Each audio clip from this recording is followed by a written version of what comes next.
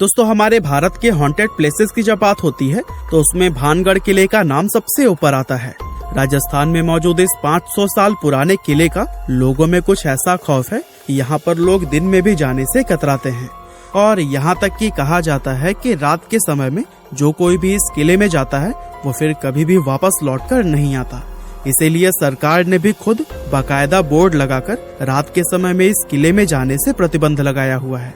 और दोस्तों, खौफ का आलम तो यह है कि रिजर्व्ड एरिया घोषित किए जाने के बावजूद भी भारतीय पुरातत्व विभाग ने डर की वजह से आज तक यहाँ पर अपना ऑफिस नहीं बनाया है। तो फिर भानगढ़ के इस किले का इतिहास क्या है और आखिर क्यों आज इसको इतना ज्यादा खौफनाक और भुतहा माना जाता है, ये सब हम हमारी आज के इस वीडियो में आपको बताने वाले हैं। दोस्तों, भानगढ़ के इस किले का निर्माण आमेर के शासक राजा भगवान दास ने सन 1573 में अपने छोटे बेटे माधो सिंह के लिए करवाया था। उस समय यह किला पूरी तरह से खुशहाल हुआ करता था और इस किले के अंदर व इसके चारों तरफ लोगों की घनी आबादी रहा करती थी। लेकिन फिर अचानक एक ऐसी अनहोनी हुई जिससे कि इस किले की खुशियां हमेशा के लिए खत्म हो गई और एक समय खुशहाल नजर आने वाला ये विशाल किला एक भुतहा जगह में बदल गया। लोगों के मन में इस किले का ऐसा खौफ बैठ गया कि उन्होंने इसे छोड़ना शुरू कर दिया, जिसका नतीजा यह हुआ कि यह किला और इसके आसपास का इलाका पूरी तरह से वीरान हो गया।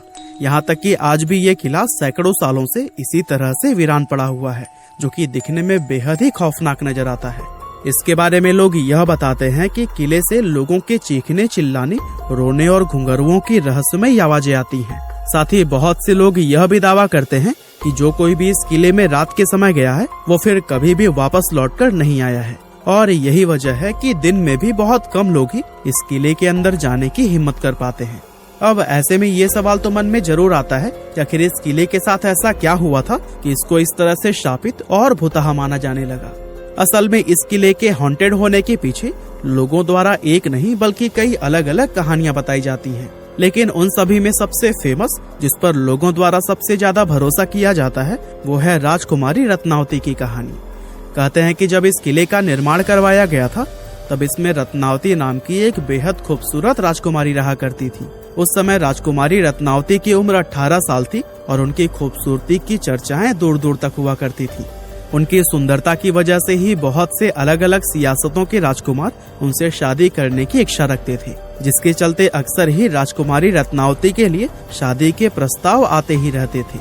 लेकिन राजकुमारी ने तब तक किसी के भी प्रस्ताव को स्वीकार नहीं किया था। अब एक बार राजकुमारी अपनी कुछ सहेलियों के साथ खरीदारी के लिए बाजार गई हुई थी और बाजार में वो इत्र की एक दुकान पर रुकी और वहाँ से अपने लिए इत्र खरीदने लगी। इतने में ही उस दुकान से कुछ दूरी पर खड़े सिंघिया सेवड़ा नाम के एक व्यक्ति की नजर राजकुमारी पर पड़ी।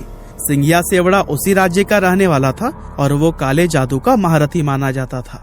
राजकुमारी रत्नावती की सुंदरता को सिर्फ एक नजर में देखते ही सिंघिया उन पर पूरी तरह से फिदा हो गया और वो टकटकी लगाए राजकुमारी को घूरता रहा और उसी पल उसने अपने मन में यह तय कर लिया कि वो राजकुमारी को किसी भी कीमत पर हासिल करके रहेगा। अब चूंकि वो तंत्र मंत्र और काला जादू जानता था, इसीलिए उसने राजकुमारी के पसंद किए हुए इत्र की बोतलों में से एक बोतल चुपके से उठाई और उस बोतल पर कुछ तंत्र मंत्र करके उसे धीरे से वापस उसी जगह पर रख दिया। असल में वो अपने तंत्र विद्या की मदद से राजकुमारी को अपने वश में करना चाहता था और उसका ये प्लान काफी हद तक सफल भी हो गया, क्योंकि राजकुमारी ने उसे इत्र के साथ छेड़छाड़ करते हुए देखा भी नहीं था। और फिर राजकुमारी इत्र की शीशी लेकर अपने किले की तरफ वापस जाने लगी। साथ ही सिंघिया सेवड़ा भी छिप छिप कर राजकुमारी का पीछा करने लगा। हालांकि अभी राजकुमारी सिर्फ कुछ दूर पहुंची ही थी, तभी उनकी एक सहेली ने उन्हें बताया कि एक अनजान व्यक्ति ने इत्र की शीशी पर तंत्र मंत्र किया हुआ है। असल में राजकुमारी की उस सहेली ने सिंघिया सेवड़ा को इत्र की शीशी पर काला जादू करते हुए देख लिया था, लेकिन वो डर की वजह से दुकान में कुछ भी नहीं बोल पाई थी। अब राजकुमारी को जैसे ही काले जादू की बात पता चली तो उन्होंने वो इत्र की शीशी रास्ते में पड़े हुए एक विशाल आकार के पत्थर पर दे मारी। पत्थर पर पड़ते ही वो शीशी टूट गई और सारा इत्र उसी पत्थर पर बिखर गया। और दोस्तों, इस तरह से इत्र पर किया गया वो काला जादू उस पत्थर में आ गया, जिसके बाद से वो पत्थर खुद ब खुद लुढ़कते हुए सिंघिया सेवड़ा की तरफ बढ़ने लगा। दरअसल सिंघिया ने उस इत्र पर ऐसा जादू किया था कि जो भी कोई उस इत्र को लगाता वो खुद ही उस तांत्रिक सिंघिया की तरफ खींचा चला आता।